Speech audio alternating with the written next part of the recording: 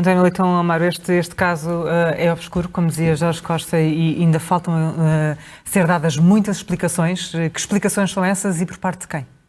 Boa noite. Eu acho que há com certeza explicações a dar.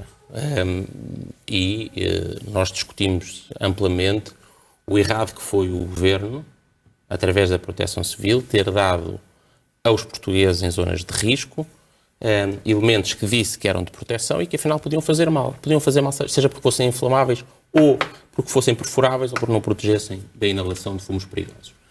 Isso uma coisa. E o outro aspecto, também errado, e foi muito discutido, a forma de contratação. Envolver amigos, familiares, que foram indicados pelo membro do gabinete do Secretário de Estado. Isso em relação às empresas de fabrico de sim, exatamente. Agora, o ponto aqui que me parece mais relevante é, em final de legislatura e à boa maneira de balanço, é perceber como é que uma situação que atingiu que foi muito grave, cujos contornos em geral foram conhecidos.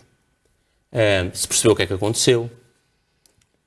O Primeiro-Ministro, também aqui, mais uma vez, não foi a primeira, nem a segunda, nem a terceira, nem a quarta, nem a quinta vez, onde o Primeiro-Ministro, perante comportamentos errados que envolvem membros do Governo, tenta, até ao limite, evitar a sua responsabilização. Eu vou-lhe lembrar dois casos principais, os mais graves de todos. Ministro da Administração Interna, responsabilidade política e também operacional ou administrativa sobre o combate aos incêndios em 2017, aqueles incêndios trágicos, completamente trágicos, ministra que não agiu nem preventivamente nem depois na correção após os incêndios de Pedrógão, só saiu do governo depois de uma segunda vaga de incêndios trágicos. Um exemplo. O outro exemplo foi Tancos. O ministro se percebeu que estava a esconder alguma coisa, andou a fugir à responsabilidade, faltou à verdade ao país e à Comissão de Inquérito e foi protegido pelo Primeiro-Ministro até ao limite dos limites, até, como alguém ouviu hoje dizer, quando estava completamente com a espada, entre a espada e a parede. Ou seja, o que é que isto daqui retira? Podemos lhe juntar outros casos, os secretários de Estado que foram em viagens da Galp, a mesma coisa, o secretário de Estado do Ambiente. Há vários casos. Isto é, nós temos hoje como Primeiro-Ministro e candidato a tentar voltar a sê-lo, alguém que acha que se há um erro e uma falha, ela deve ser escondida ao limite para proteger a posição política do seu governo e do seu partido.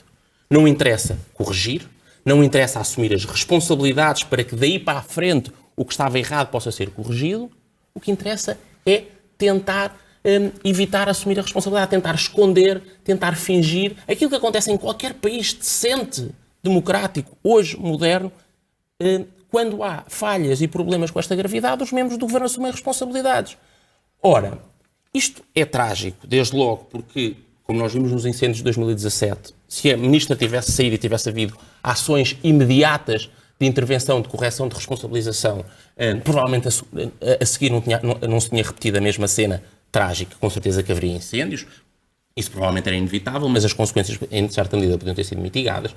Ou seja, esta atitude do Primeiro-Ministro de tentar fugir sempre à responsabilidade, tentar evitar sempre, só quando não há recuo, só quando há uma expressão portuguesa um bocadinho brejeira, talvez, que é só quando está verdadeiramente com as calças na mão a situação, o Governo, é que assume a responsabilidade. O primeiro problema é este, que correções que deviam ser feitas não são.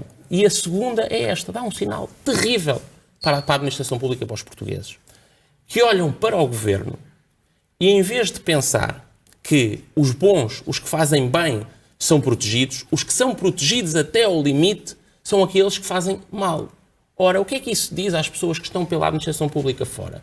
Vale a pena se esforçarem? Vale a pena fazerem o melhor? Ou sabem que, uns casos por lapso e por erro, outros casos por má intenção, fizerem a asneira, vão ser protegidas pelo Primeiro-Ministro até ao limite? É este o Primeiro-Ministro que temos. Alguém que não está a pensar nos portugueses, mas simplesmente em o PS continuar no poder e sair o menos beliscado possível. Isto é inaceitável. E, portanto, esta admissão de hoje peca por ser tardia. É mais do que... peca por tardia, peca por nunca acontecer por iniciativa do Governo. O Primeiro-Ministro foge sempre à responsabilidade, foge sempre a querer defender os portugueses em primeiro lugar, o que ele quer é defender o PS. E isso é errado. Essa é uma das falhas que aponta o governo de António Costa. Exatamente. Jorge Costa, a 29 de julho já se tinha demitido o adjunto do secretário de Estado da Proteção Civil por causa precisamente desta polémica relacionada com as golas antifumo. Tinha sido na altura que o secretário de Estado da Proteção Civil devia ter-se demitido? Sim, na altura ficou claro que havia contornos muito pouco esclarecidos, tanto no modo de contratação como na qualidade da opção por aquela compra. E nessa altura, em função das circunstâncias e daquilo que foi conhecido, e depois do que veio também, enfim, não quero antecipar as conclusões que o Ministério da Administração Interna ainda está a dever-nos, mas os contornos da contratação, os valores pelo que foi feita a adjudicação, a opção pelo ajuste direto numa encomenda desta dimensão, tudo isso parece estar muito pouco consentâneo com o que deveria ser a conduta do Ministério numa questão como esta e, portanto, sim, nessa altura teria sido o momento certo para a saída do Secretário de Estado. António Leitão Moro não respondeu à minha pergunta quando me questionava quem é que devia dar explicações sobre este caso. Demitiu-se o Secretário de Estado e agora? O Primeiro-Ministro, repare, a responsabilidade de, quando isto foi identificado, e como o Jorge fez aqui um resumo rápido, mas correto, de uma série de problemas, não foi só o elemento que era perigoso, foi a forma de contratação, o valor, tudo errado. Ninguém pensa que um processo, tal como aconteceu com Tancos, tal como aconteceu com a gestão política de incêndios, aí não, porque António Costa foi de férias na altura dos incêndios, mas nos outros todos os casos, com certeza que a gestão política foi guiada por António Costa.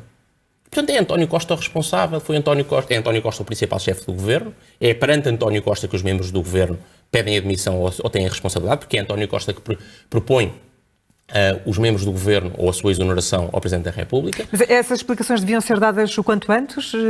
Há algum prazo? Já deviam ter sido. Tudo isto é atrasado. Eu diria que hoje a melhor resposta que pode ser dada é olhar para este Primeiro-Ministro, perceber que este é mais um caso em que ele está preocupado, que demonstra que ele está essencialmente preocupado em defender o seu partido e a sua posição no poder, e não os portugueses, e por isso a resposta principal, mais do que ser dada de António Costa ao país, nós, grosso modo, já percebemos o que é que aconteceu, é dos portugueses a António Costa nas eleições, não votando nele.